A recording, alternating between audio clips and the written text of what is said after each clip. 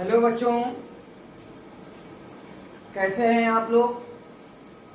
आशा करता हूं कि आप लोग स्वस्थ होंगे। स्वागत है आप सभी का हमारे अपने YouTube चैनल करकी एजुकेशनल हब पर। जैसा कि आप लोग को पता होगा कि हम इस चैनल पर विभिन्न कक्षाएं संचालित कर रहे हैं। आज की इस वीडियो में, आज के इस लेक्चर में हम बात करने वाले हैं क्लास 10 साइंस के पार्ट फिजिक्स की।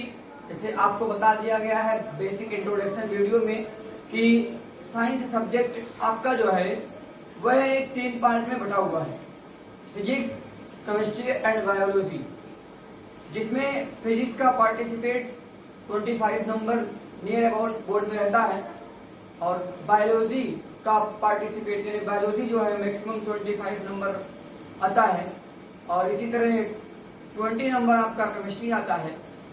ये कुल मिलाकर के आपका 30 नंबर रिटन एग्जाम होता है, 70 नंबर रिटन एग्जाम होता है और 30 नंबर आपका प्रैक्टिकल होता है जो आपको स्कूल पे करना होता है, आपके विद्यालय पे स्कूल पे जो है प्रैक्टिकल होता है।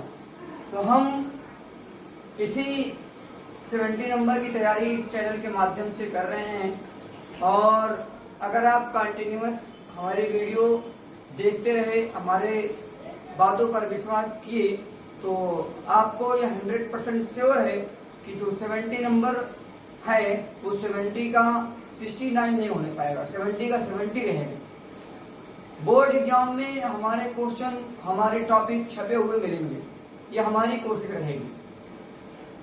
अंक चेंज हो सकता है लेकिन जो आपको सवाल लगाए जा रहे हैं उसके पैटर्न, जो थ्योरी बताई जा रही है, जो डेरिवेशन बताए जा रहे हैं फार्मूले के, ये सब एक सिस्टमैटिक जो है आपको पेपर में छपे हुए मिलेंगे।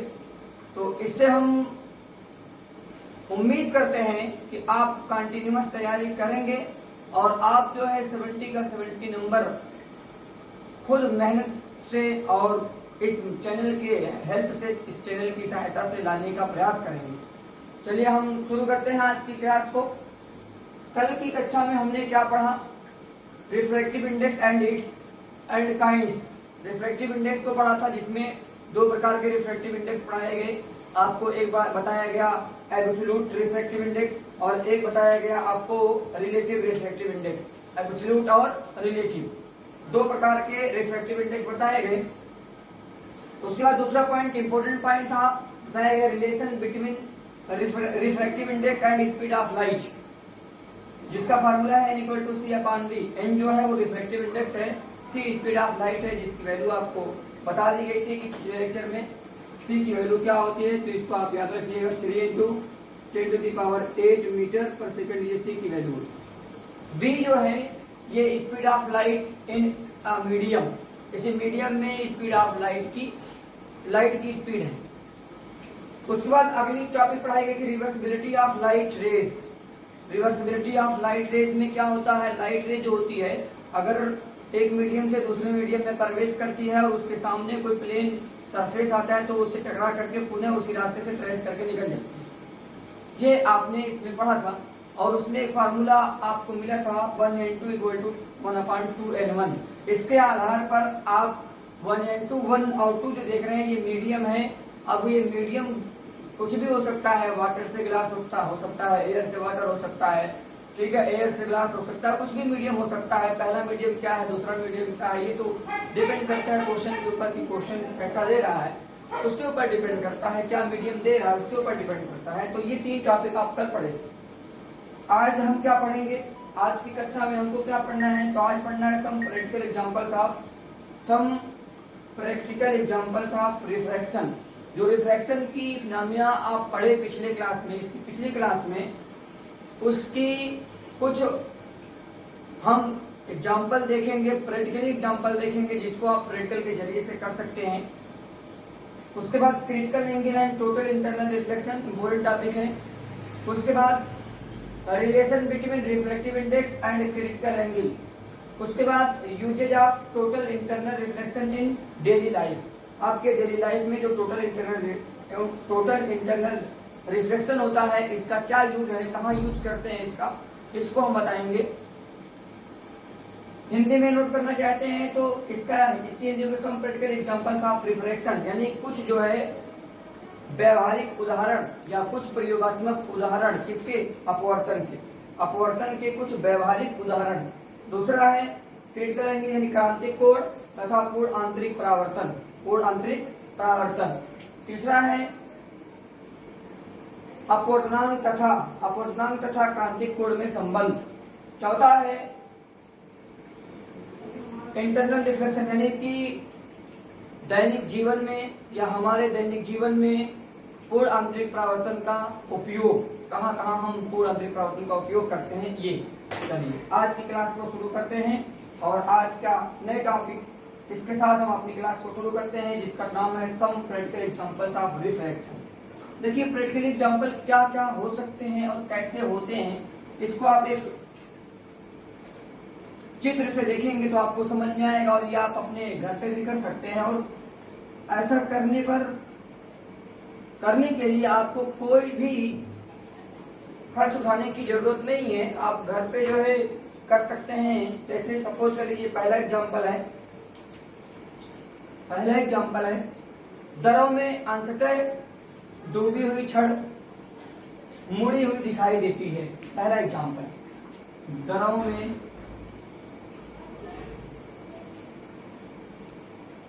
में अंशतः का मतलब कुछ पार्ट इसका डूबा हो, अंशतः दरों में अंशतः डूबी हुई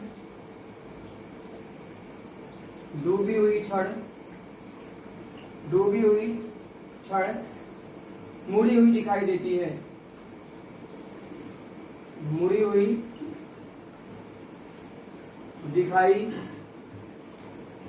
है, तो इसका रीजन क्या है, तो रीजन है इसका रिफ्लेक्शन ऑफ लाइट, प्रकाश का अपवर्तन। क्यों ऐसा होता है, वो अपवर्तन के कारण होता कैसे देखिएगा। जैसे ये आपका पात्र है जिसमें आप जो है पानी भर दीजिए, कुछ हिस्से में पानी भर दीजिए। इसे मान लीजिए मैं और थोड़ा सा छोटा बनाता हूँ, यहाँ देखिए, यहाँ तक मैं पानी भर दे रहा हूँ, इस यहाँ तक जो है मैं पानी भर दे रहा हूँ। ये आप जो है ऐसा पानी भर करके कोई गिलास में ले सकते हैं जिससे भरा हुआ पानी है, ठीक है। आप आधा भर दीजिए या आधे से ऊपर भी भर सकते हैं, ऐसे पानी भर दीजिए और इसमें छड़ को डाल दीजिए। तो छड़ को डालने पर क्या होगा देखिएगा, छड़ मान लीजिए डालते हैं आप, तो छड़ तो जब डालेंगे तो आप जो छड़ डालेंगे वो सीधी सीधी डालेंगे। तो कैसे डालेंगे, सीधी सीधी। मान लीजिए ये सीधी सीधी छड़ डाल रहे हैं, ये सीधी सीधी छड़ आपने किसमें डाल दी, पानी में डाल दी।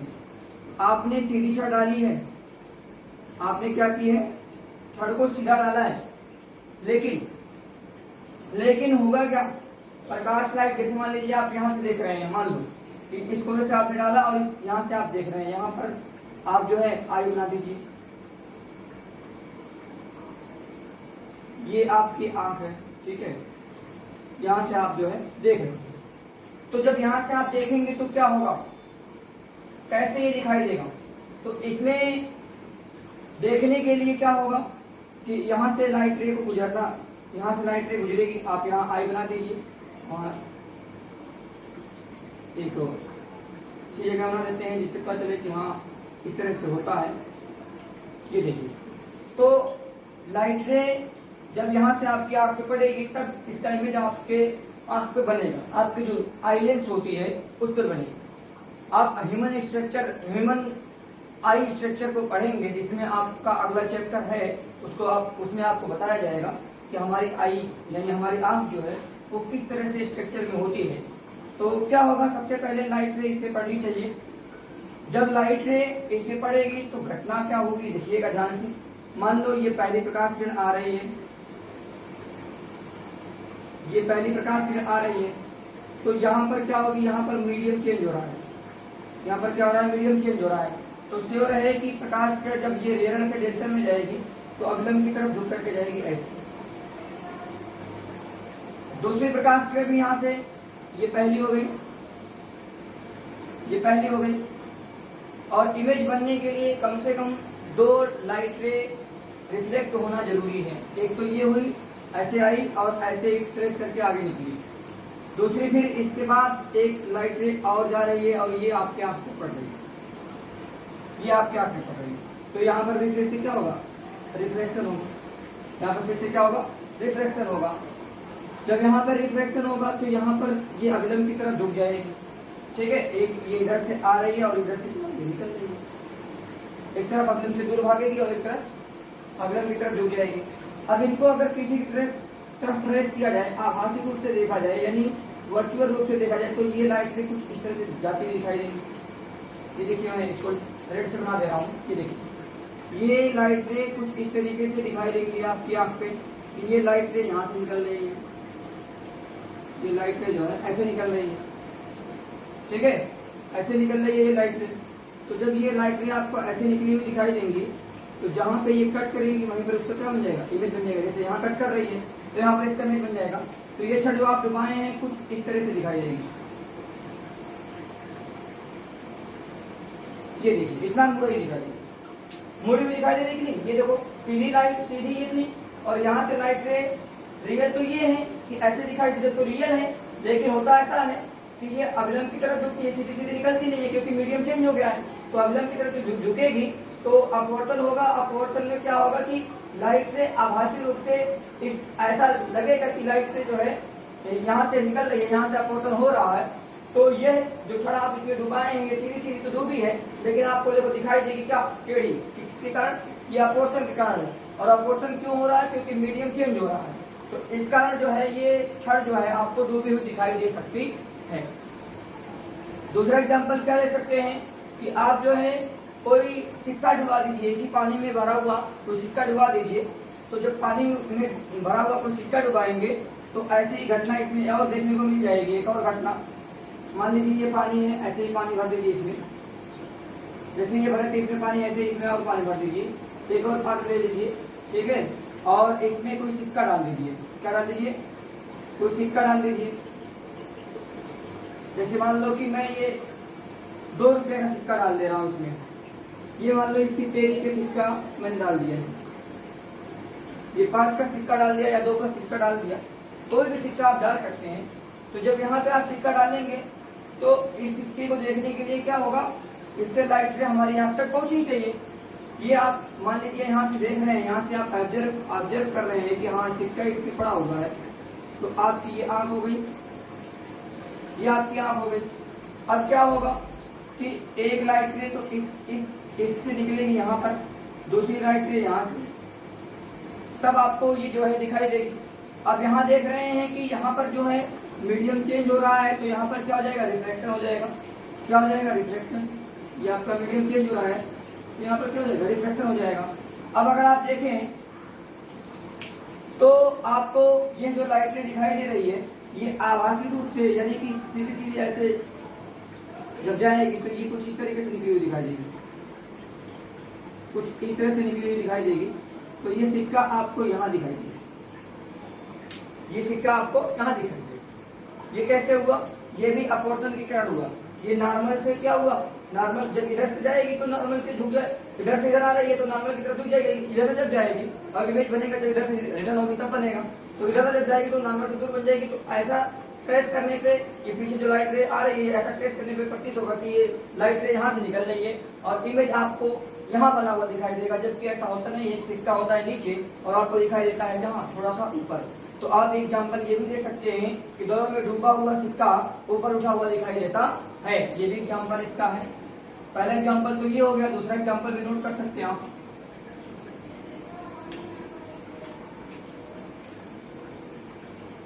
द्रव में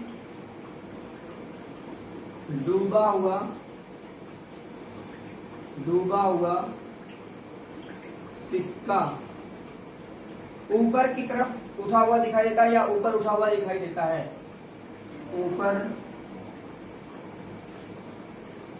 उठा हुआ दिखाई देता है। तो ये आपका रीजन हो गया। किसके कारण दिखाई देता है? ये अपवर्तन के कारण। ये देख रहे हैं सिक्का है नीचे लेकिन दिखाई दे रहा है क्यों? तो ये जो है अपवर्तन के कारण ऐसा दिखाई देता है कि हाँ ये ऐसे। ठीक है, ये आप यहाँ है और ये आप ऑब्जर्व कर रहे हैं। इस तरह से ये क्षण पीछे दिखाई दी और ये सिक्का क्या हुआ, ऊपर उठा हुआ दिखाई दिया।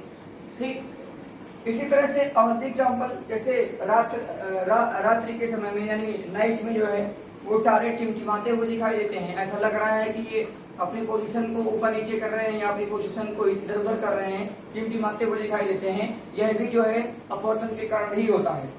ये भी किसके कारण होता है, अपवर्तन के कारण। या और एग्जाम्पल चौथा आप ले सकते हैं कि सूर्योदय और सूर्यास्त के समय, सूर्योदय और सूर्यास्त के समय यानी जब सूर्य निकलता है और जब सूर्य डूबने वाला होता है तो आप देखते हैं कि सूर्य जो है वो हमसे काफी नजदीक दिखाई देता है। लगता है कि बिल्कुल हमारे बहुत नजदीक है, हमारे सर के बहुत ज्यादा ऊपर नहीं है। ठीक है, जबकि ऐसा नहीं होता है। हमारे सर के ऊपर बहुत ऊपर सूर्य होता है। और ये ऐसा होता क्यों है, तो जो आप जान रहे हैं कि हमारे इस पृथ्वी से लगभग 320 किलोमीटर तक वायुमंडल फैला हुआ है और 320 किलोमीटर तक लगभग वायुमंडल फैला हुआ है, जिसमें विभिन्न परतें बनी हुई है।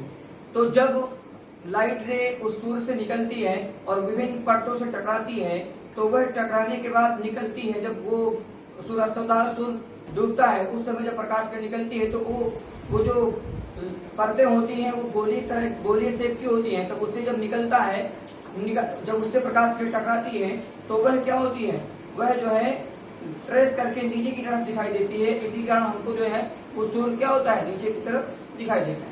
तो आप इसका एग्जाम्पल भी ले सकते हैं कि सूर्योदय एवं सूर्यास्त के समय क्षितिज के नीचे दिखाई देना, जहाँ सूर्य है वहां ना दिखाई देना बल्कि उसके नीचे दिखाई देना। तो ये भी रीजन बन सकता है। इसके बाद रीजन क्या हो सकता है कि सूर्य तथा तारे यानी सूर्य और तारे जो हैं वो अपने वास्तविक पोजीशन पर नहीं दिखाई देते, वास्तविक कोई स्थिति पे नहीं दिखाई देते। ऐसा लगता है कि ये बहुत नीचे है। ठीक है, तो जबकि ऐसा नहीं होता है, वो बिल्कुल ऊंचाई पे होते हैं। और इसके बाद एक और रीजन ले सकते हैं कि आप जो है कोई तालाब या कोई नदी में, कोई तालाब या कोई नदी है, आप उसको जब देखते हैं तो उसकी गहराई जितना होती है उतना गहराई आपको दिखाई नहीं देती। इसी वजह से कभी कभी ऐसा होता है कि कम गहरा दिखाई देने से या कम गहरा दिखाई देने के कारण आप उसमें तुरंत छलांग लगा जाते हैं और बाद में पता चलता है कि ये तो डूबने वाली पोजीशन आ जाती है। तो ये ऐसा होता है अपवर्तन के कारण। अपवर्तन में ऐसा दिखाई देता है क्योंकि मीडियम वहाँ चेंज हो रहा है। आप जो है एयर से देख रहे हैं और इसमें देख रहे हैं, वाटर में देख रहे हैं, जिसके कारण रिफ्लेक्शन होगा। अब रिफ्लेक्शन होगा तो आपकी जो लाइट रे जो उस दरों से उस तालाब से निकलेगी, वह ट्रेस करके जब आप देखेंगे तो उसको क्या कुछ उठा हुआ दिखाई देगा, तल उसका जो है वो कुछ उठा हुआ दिखाई देगा। तो ये 4-5-6 एग्जाम्पल आप देख लिए कि किस तरह से हमारा व्यवहारिक एग्जाम्पल होता है। आप इसको नोट भी कर सकते हैं। 2 एग्जाम्पल तो मैंने नोट कर दिया, तीसरा एग्जाम्पल भी आप नोट कर सकते हैं कि रात्रि के समय तारों का टिमटिमाना ये भी अपवर्तन के कारण होता है। उसके बाद सूर्योदय एवं सूर्यास्त के समय सूर्य का क्षितिज से नीचे दिखाई देना, ऐसा लगेगा कि वो नीचे दिखाई दे रहा है। इसके बाद 5वां एग्जाम्पल आप नोट कर सकते हैं, सूर्य तथा तारे का अपने वास्तविक स्थिति पे न दिखाई देना, उससे ऊंचा दिखाई देना। ठीक है, उसके बाद 6वां एग्जाम्पल आप दे सकते हैं कि किसी तालाब अथवा किसी नदी या किसी समुद्र का उसकी वास्तविक गहराई से ज्यादा या उसकी वास्तविक गहराई से कम गहराई दिखाई देना, जो उसकी वास्तविक गहराई होती है उससे कम गहरा दिखाई देना। ठीक है, ये सब किसके कारण होता है, अपवर्तन के कारण। और ये सब आपके व्यवहारिक एग्जाम्पल हैं, यह आप खुद अपने से कर सकते हैं, खुद आप जो है इसको महसूस कर सकते हैं, जाकर के आप इसका प्रैक्टिकल भी कर सकते हैं। तो ये हुआ आपका पहला टॉपिक कंप्लीट, जिसमें आपने एक चीज पढ़ लिया कि जो है प्रैक्टिकल एग्जाम्पल क्या होता है, रिफ्लेक्शन का प्रैक्टिकल एग्जाम्पल क्या होता है। ठीक है, इसके बाद अब हम दूसरे टॉपिक को देखते हैं। दूसरा टॉपिक हमारा क्या था, क्रांतिक कोण तथा पूर्वांतरिक परावर्तन यानी critical angle and total internal reflection. तो इसकी हेडिंग बनाइएगा और ये इम्पोर्टेंट हेडिंग है।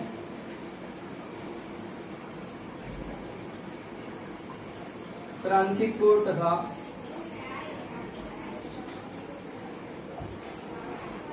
पूर्ण आंतरिक परावर्तन। देखिए, क्रांतिक कोण तथा पूर्ण आंतरिक परावर्तन यानी इंग्लिश में क्या कहेंगे, क्रिटिकल एंगल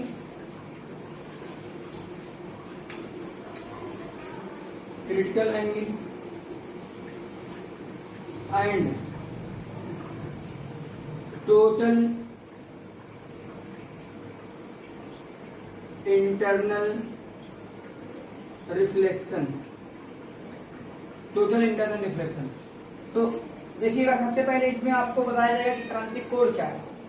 तो क्रांतिक कोण की पोजीशन देख लीजिए, इसकी पोजीशन क्या है, एक कंडीशन देख लीजिए इसकी कंडीशन क्या है।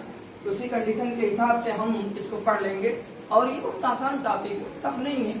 जैसे देखिए, आप जानते हैं कि अपवर्तन की फिनोमिना में, यानी अपवर्तन की घटना में दो मीडियम होता है। एक होता है, मान लीजिए एक मीडियम आपका क्या है, यहाँ पर कोई कांच का मीडियम है, कांच है, और यहाँ पर क्या है, वायु। ये मैं कुछ इस तरह से बना दे रहा हूँ, थोड़ा सा डिफरेंस उससे बना दे रहा हूँ, जिससे पता चले कि हाँ ये मीडियम इससे डिफरेंस है, यानी ये माध्यम जो है ये इससे डिफरेंस है।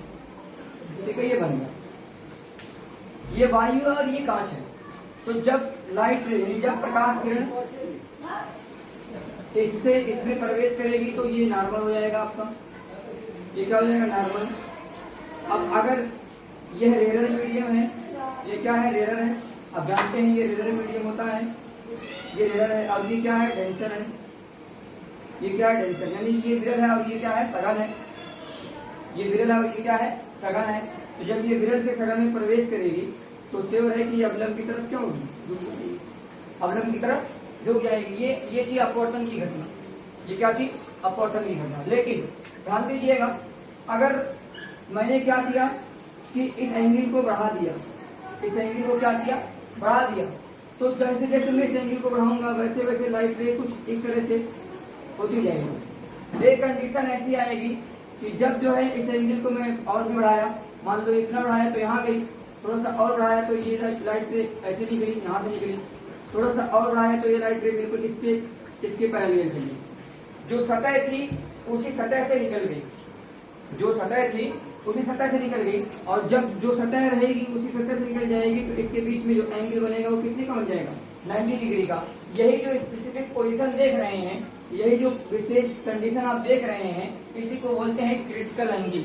इसी को क्या बोलते हैं, क्रिटिकल एंगल। और क्रिटिकल एंगल को सी से लिखा जाता है, यही है आपका क्रिटिकल एंगल सी। तो आपकी डिफिनेशन क्या बन जाएगी, डिफिनेशन क्या लिखेंगे, कहेंगे सर क्रांतिक कोण जो होता है वह सघन माध्यम में बने वह अपवर्तन कोण के या वह आपतन कोण के, तो सघन माध्यम में बन रहा है तो कहेंगे क्रांतिक कोण जो होता है वह सघन माध्यम में बने वह आपतन कोण के बराबर होता है, जिसके लिए अपवर्तन कोण का मान, ये अपवर्तन कोण है ना जो 90 डिग्री देख रहे हैं, अपवर्तन कोण है क्योंकि ये आपतित किरण है और ये अपवर्तित किरण है। आप देख रहे हैं अगर ऐसे जा रही है तो ये निकली, और बढ़ाया मैंने ये इधर निकली, और बढ़ाया तो ये इसके पैरेलल चली गई, यानी ये जो सरफेस बना था वो उसी से निकल गई। तो आप क्या बताएंगे डिफिनेशन, कहेंगे जब जो है क्या क्रांतिक कोण सघन माध्यम के लिए वह क्रांतिक कोण सघन माध्यम के लिए वह अपवर्तन कोण होता है या वह आपतन कोण होता है, वह आपतन कोण होता है जिसके लिए विरल माध्यम में बना अपवर्तन कोण, विरल माध्यम में या उसी माध्यम में बना अपवर्तन कोण कितना हो जाता है, 90 डिग्री हो जाता है। तो इस विशेष कंडीशन की, इस विशेष स्थिति को हम क्या कहते हैं, क्रांतिक कोण कहते हैं। क्या कहते हैं, क्रांतिक कोण कहते हैं। तो आप इसकी परिभाषा नोट कर लीजिए, क्या लिखेंगे, परिभाषा लिख दे रहा हूं मैं यहाँ पे।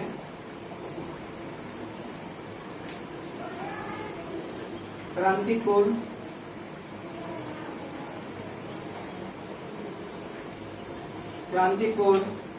सघन माध्यम में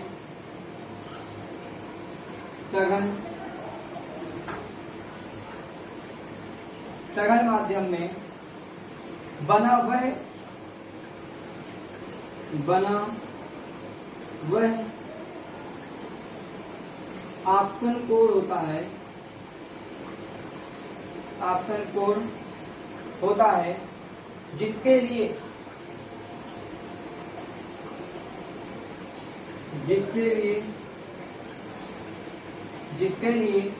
विरल माध्यम में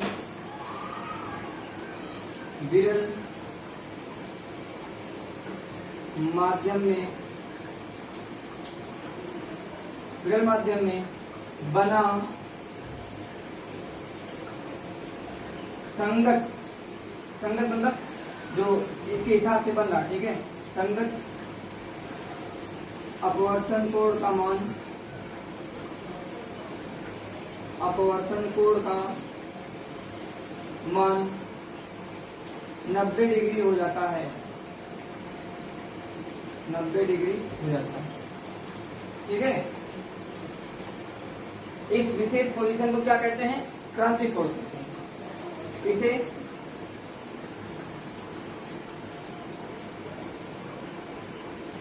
क्रांतिक कोण कहा जाता है। अब ध्यान दीजिएगा, क्रांतिक कोण को हम किससे लिखते हैं? तो लिख लीजिएगा क्रांतिक कोण को, क्रांतिक कोण को सी, कैपिटल सी, ठीक है, सी से प्रदर्शित करते हैं।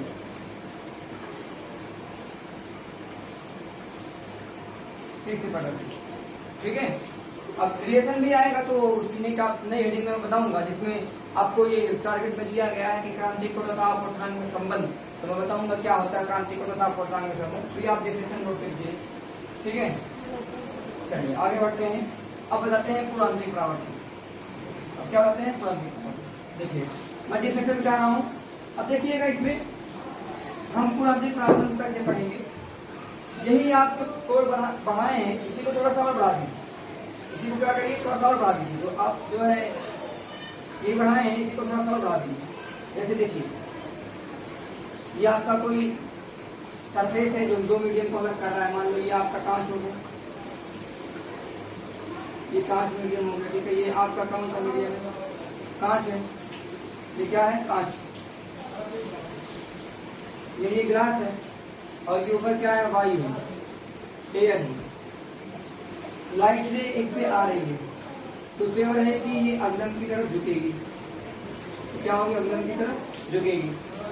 ये लाइट रे पड़ी और ये जो है अवलंब की तरफ झुकेगी, ये आपका नॉर्मल है, अवलंब की तरफ झुकेगी, ठीक है। ये आपको नहीं करना। तो मैंने क्या किया, मैंने जो है इसको बढ़ा दिया, जो कोण था इस कोण का मान मैंने बढ़ा दिया, और इतना बढ़ा दिया कि इसके सरफेस से निकल गई।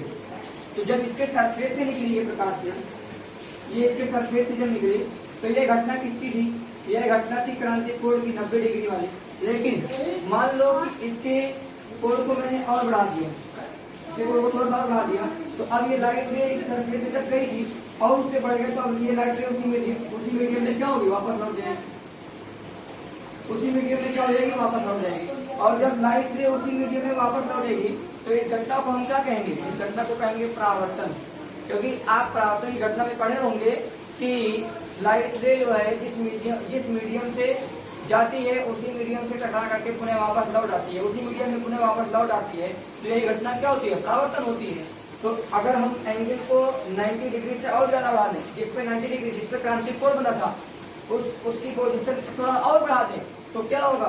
तो यह जो लाइट रे एक मीडियम से दूसरे मीडियम में जा रही थी वो एक मीडियम से दूसरे मीडियम में नहीं जाएगी, बल्कि क्या होगी? उसी मीडियम में वापस लौट जाएगी। और इस घटना को क्या बोलेंगे? इस घटना को बोलेंगे पूर्ण आंतरिक परावर्तन। नाम ही परावर्तन है, और पूर्ण आंतरिक परावर्तन का मतलब टोटल इंटरनल रिफ्लेक्शन, ठीक है। तो अब इसकी डेफिनेशन क्या बनेगी? इसकी डेफिनेशन भी नोट कर लीजिए। देखिएगा, यदि क्रांतिक कोण का मान थोड़ा सा बढ़ा दिया जाए, यानी जो अपवर्तन कोण पे, यानी जिस अपवर्तन कोण पर क्रांतिक कोण आया था, ठीक है, उससे थोड़ा सा और मान बढ़ा दिया जाए, तो प्रकाश की किरण एक माध्यम से दूसरे माध्यम में प्रवेश नहीं करती है।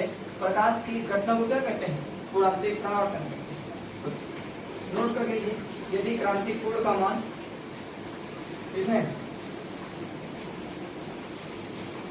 ऐसे लिखिएगा, यदि आपतन कोण है ना, लिखिएगा, यदि आपतन कोण का मान, यदि आपतन कोण का, उसी का मान तो बढ़ा रहे हैं, आपतन कोण का मान, यदि आपतन कोण का मान क्रांतिक कोण से थोड़ा सा अधिक कर दिया जाए, देखो ये क्रांतिक कोण था, इससे थोड़ा सा अधिक कर दिया जाए, क्रांतिक कोण क्रांतिक कोण से थोड़ा अधिक कर दिया जाए, थोड़ा अधिक कर दिया जाए तो प्रकाश किरणें, तो प्रकाश की किरण क्या होती है, उसी माध्यम में लौट जाती है, उन्हें उसी माध्यम में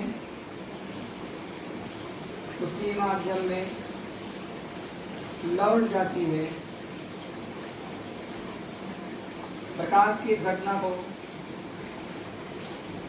प्रकाश की इस घटना को, प्रकाश की घटना को पूर्ण आंतरिक परावर्तन कहते हैं। पूर्ण आंतरिक परावर्तन कहते हैं। क्या कहते हैं? पूर्ण आंतरिक परावर्तन। क्या किया गया है? जो जिस कोण के लिए क्रांतिक कोण बना था, जिस अपवर्तन कोण के आपतन कोण के लिए क्रांतिक कोण बना था, जिस आपतन कोण के लिए क्रांतिक कोण बना था, मैंने आपतन कोण को थोड़ा सा और बढ़ा दिया। जब बढ़ा दिया तो अब लाइट रे बिल्कुल सरफेस से नहीं बल्कि उसी माध्यम में लौट जाएगी। तो यही घटना क्या कहलाएगी? यही घटना कहलाएगी पूर्ण आंतरिक परावर्तन। तो ये चित्र बन गया पूर्ण आंतरिक परावर्तन का, और ये चित्र बन गया किसका? क्रांतिक कोण। तो आप दोनों चित्र को बना लीजिए और दोनों डिफिनेशन को नोट कर लीजिए और दोनों कंडीशन को याद रखिएगा। ठीक है कि क्या कंडीशन होती है जिसमें आप जो है पूर्ण आंतरिक परावर्तन पढ़ेंगे, उसमें जो ये कोण देख रहे हैं, ठीक है, अपवर्तन कोण जो देख रहे हैं वो साइन सी, ये जो क्रांतिक कोण होता है उससे बढ़ जाता है, जो आपतन कोण होता है वो उससे थोड़ा सा बढ़ जाता है, तब वह घटना होती है। और वह घटना तब जो होती है उसी को हम क्या बोलते हैं? पूर्ण आंतरिक परावर्तन। ठीक है, तो ये दोनों डिफिनेशन आप नोट कर लीजिए। इसके बाद नया टारगेट था अपवर्तनांक तथा क्रांतिक कोण के बीच में संबंध। देखिए नया टॉपिक क्या है?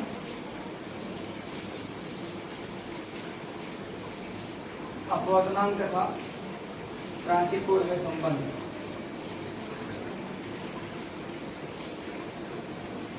ये नया टॉपिक है आपका।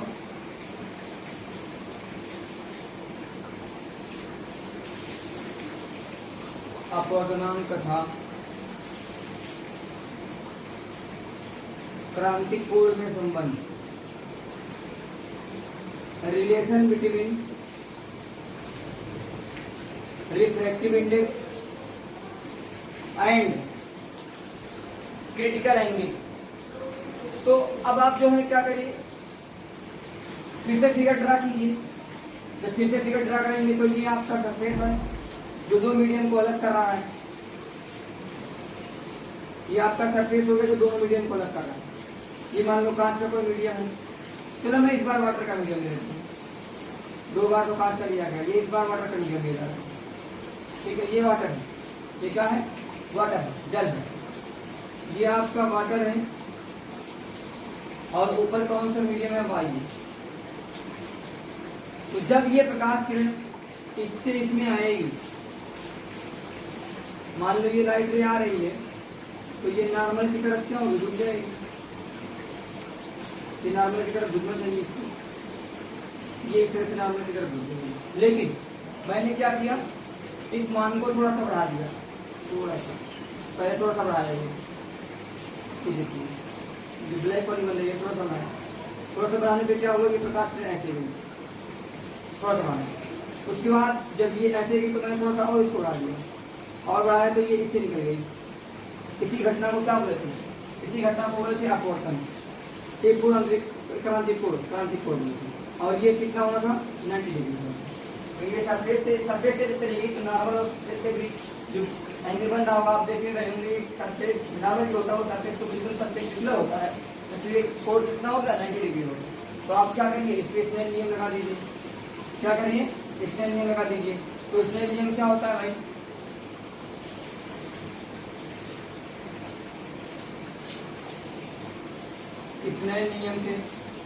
स्नेल नियम क्या बताएगा आपको? ये एयर से वाटर में जा रही है ना, या मैं एक रेयर ले रहा हूँ, डेंसर। ये मीडियम क्या है? रेयर है। और ये क्या है? डेंसर है।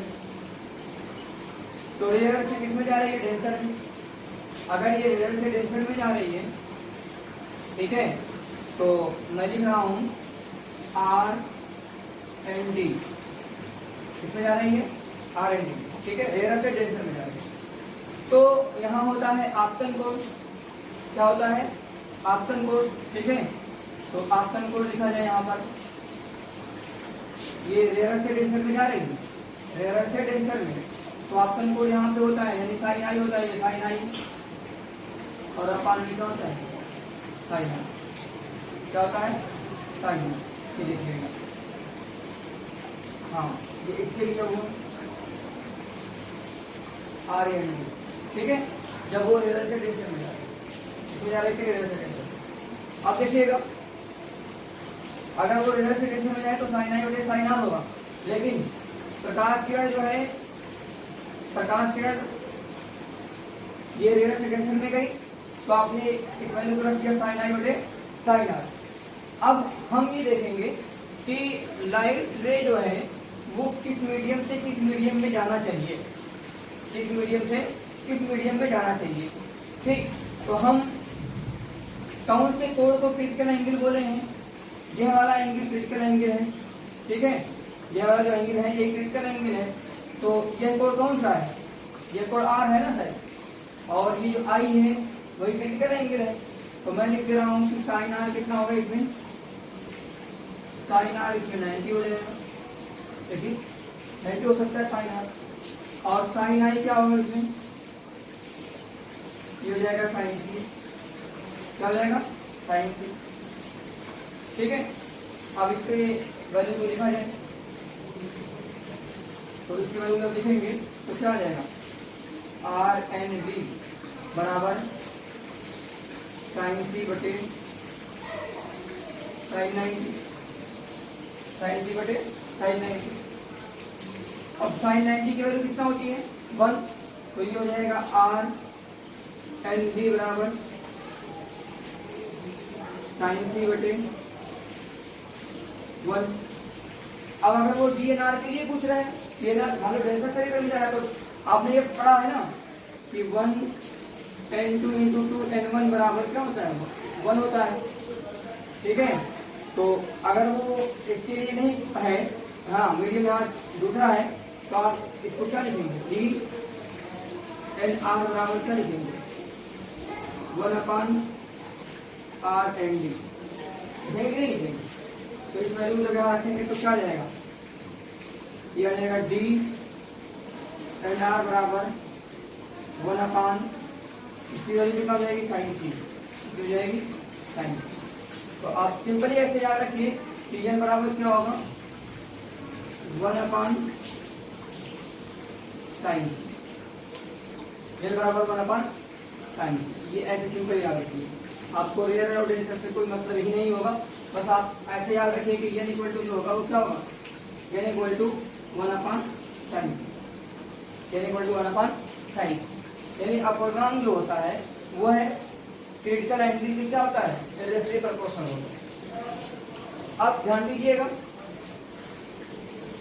अब अगर साइन आप जो है ट्रिग्नोमेट्री पढ़े होंगे, तो ट्रिग्नोमेट्री में आपको बताया गया होगा कि cosec थीटा बराबर 1/sin थीटा बताया गया होगा। तो यहाँ 1/sin C है, तो sin C की जगह पे cosec C हो जाएगा। तो इसीलिए n बराबर क्या लिख सकते हैं, n बराबर लिख सकते हैं cosec C। तो n बराबर cosec C भी हो सकता है, ये क्यों, क्योंकि cosec थीटा बराबर तो 1/sin थीटा, थीटा की जगह क्या आ गया C आ गया। तो ये ऐसा भी लिख सकते हैं, n बराबर जो है cosec C भी लिख सकते हैं। तो n बराबर cosec C लिखिए, या n बराबर 1/sin C, ठीक है। तो ये आपका टॉपिक कंप्लीट हुआ, क्या अपूर्णांक तथा क्रांति कोण में संबंध इंपॉर्टेंट है। n बराबर 1/sin C, n बराबर 1/sin C, ठीक है। इस तरह से आप नोट कर लीजिए। चलिए आगे बढ़ते हैं। अब देखिए इसमें अगला टॉपिक क्या आपको बताया गया था टारगेट में, अगला टारगेट था पूर्ण आंतरिक परावर्तन के दैनिक जीवन में उपयोग। तो पूर्ण आंतरिक परावर्तन के दैनिक जीवन में उपयोग क्या है तो देखिए, उसको आप ठीक है हेडिंग बनाएंगे। क्या हेडिंग बनाएंगे? Usages of total internal reflection in daily life, यानी कि पूर्ण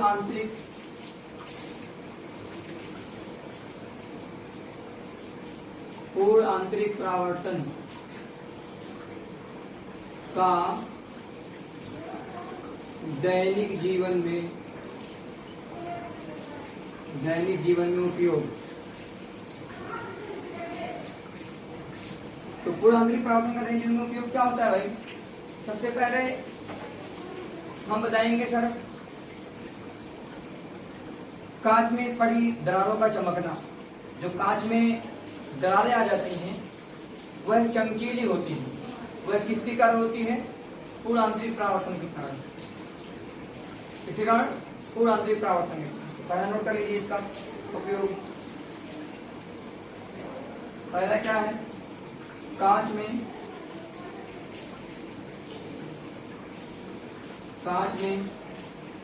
पड़ी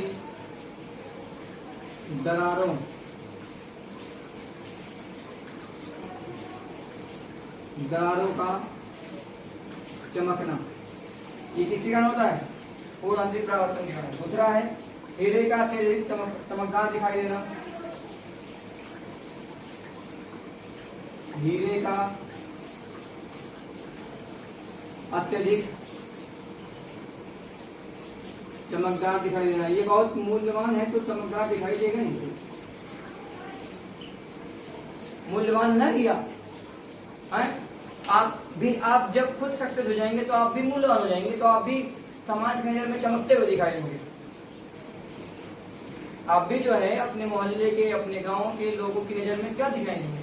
हीरे की तरह दिखाई देंगे, है ना। जब जो चीज मूल्यवान होती है उसकी वैल्यू भी ज्यादा होती है। जो चीज मूल्यवान होती है उसकी वैल्यू भी ज्यादा होती है। आप जब तक सक्सेस नहीं हो रहे हैं, जब तक आप सफल नहीं हो रहे हैं, तब तक आपको लोग बहुत अच्छा नहीं समझेंगे या बहुत मूल्यवान नहीं समझेंगे। जब आप सक्सेस हो गए तब आपको 10 लोग कहेंगे मेरा दोस्त है, ये मेरा रिश्तेदार है, ये मेरे पास का है, मेरे गांव का है। लेकिन कब कहेंगे? जब आप सक्सेस हो जाएंगे तब, जब आप किसी एग्जाम को क्रैक कर देंगे तब। और जब तक आप क्रैक नहीं कर रहे हैं, भले आप दिनों रात मेहनत कर रहे हैं, लेकिन आपको कहेंगे नहीं कि बहुत मेहनत कर रहे हैं। लेकिन जब आप अपने टारगेट को पा लिए तो तुरंत कहेंगे बहुत मेहनत से पढ़ाई कर रहे हैं, बहुत मेहनत से पढ़ाई कर रहा था, इसीलिए जो है ये सक्सेस हुआ है। और तुरंत जो है एग्जाम्पल देने लगेंगे कि इसके जैसा बनो, इसके जैसा बनो। तो ऐसा कुछ काम करिए कि लोग आपके जैसा बनने की कोशिश करें। तो ऐसा काम करने के लिए आप जो है मेहनत कीजिए और मेहनत सही दिशा में कीजिए। लेकिन मेहनत भी कई तरह की होती है। एक होती है कि आप ऑटो रिक्शा वाला भी मेहनत करता है भाई, ऑटो रिक्शा जो चलाते हैं वो भी मेहनत करते हैं, मजदूरी जो करते हैं वो भी मेहनत करते हैं, लेकिन उनका नाम बहुत कम लोग लेते हैं, बहुत कम लोगों की जुबान पर उनका नाम होता है। और एक IITN होता है, एक नीट होता है, एक सिविल होता है, सिविल अधिकारी है, ठीक है। ये लोग भी मेहनत करते हैं, लेकिन इनकी मेहनत सही दिशा में सही टाइम पे होती है, जिसके कारण इनका नाम समाज में होता है कि हाँ फलाने का लड़का जो है, फलाने का बच्चा जो है वो IITN है और वो मेहनत किया IITN बना, मेहनत किया नीट बना, मेहनत किया सिविल निकाला। तो इस तरह से आप मेहनत कीजिए और मेहनत के साथ साथ में सही दिशा में मेहनत कीजिए। तो जब आप सही दिशा में मेहनत करेंगे तो आपको अच्छे तरीके से लोग आपको इज्जत भी देंगे और आप जो है लोगों की नजर में अच्छे लगेंगे। तो हीरे की बात पे याद आ गया कि हीरा अत्यधिक चमकदार दिखाई देता है, इसी कारण तो आपको भी किसकी तरह बनना? हीरे की तरह बनना है। तो हीरे की तरह बनने के लिए हीरे की तरह जलना भी पड़ेगा। अच्छा बनने के लिए यानी सूरज चमकता है जिससे पूरी दुनिया जो है दिखाई देती है, तो सूरज की तरह चमकने के लिए सूरज की तरह जलना भी पड़ेगा। APJ अब्दुल कलाम का स्टेटमेंट है कि अगर यदि सूरज की तरह आप चमकना चाहते हैं तो उसकी तरह जलिए भी। टेम्परेचर उसका कितना हाई होता है, उतना टेम्परेचर अगर कहीं कोई आदमी के ऊपर डाल दे रहे तो उसकी हड्डी नहीं बचेगी, पता नहीं कहां जा करके चली जाएगी। ठीक है, तो आप मेहनत करिए। मेहनत करने जलने का मतलब क्या, मेहनत में जलिए। जब आप मेहनत में जलेंगे तो आप खुद चमकेंगे, और जब चमकेंगे तो लोगों की नजर में दिखाई देंगे। और भी एग्जाम्पल इसका नोट कर लीजिए। तीसरा एग्जाम्पल है जल में प्रखनली का चमकना। कोई पानी है उसमें प्रखनली रख दीजिए। प्रखनली सब समझ रहे हैं ना, प्रखनली जो होती है वो कांच की बनी होती है, जब आप उसको पानी में रखते हैं तो वो चमकती हुई दिखाई देती है। ठीक है, जल में प्रखनली का चमकना, जल में प्रखनली का चमकना। तो ये सब किसका एग्जाम्पल था, पूर्ण आंतरिक परावर्तन का। ठीक है, रेगिस्तान में मरीचिका दिखाई देती है। ठीक है, मरीचिका का मतलब ये है कि जो पेड़ होते हैं, पेड़ वहां मरीचिका या उसी को हम बोलते पेड़ जो होते हैं वो उनकी परिछाया दिखाई देती है। ठीक है, वो किसके कारण दिखाई देती है, वो पूर्ण आंतरिक परावर्तन के कारण। चौथा एग्जाम्पल हो गया रेगिस्तान की मरीचिका। रेगिस्तान की मरीचिका, हिंदी भी यही है और इंग्लिश भी यही है, मरीचिका। ठीक है, या माइरिस बोलते हैं इसको, माइरिस। ठीक, तो ये एग्जाम्पल हुए और ये आज का टॉपिक, आज का टारगेट आपका पूरा हो गया। आशा करता हूं कि आप हर एक टॉपिक को अच्छे तरीके से समझ रहे होंगे। तो अगर आप सूरज की तरह चमकना चाहते हैं तो आपको सूरज की तरह जलना भी पड़ेगा। यानी अगर आप हीरा बनना चाहते हैं तो आपको हीरा बनने के लिए पहले उतना घिसना पड़ेगा, यानी पहले मेहनत की आग में जलना पड़ेगा, तब आप हीरे की तरह चमक पाएंगे। तो पहले मेहनत की आग में जलना सीखिए, उसके बाद तब आप हीरे की तरह चमकना खुद ब खुद हो जाएगा। आपका चमक जो है हीरे की तरह खुद ब खुद हो जाएगी। तब तक के लिए आप अपना ख्याल रखें। थैंक यू, धन्यवाद।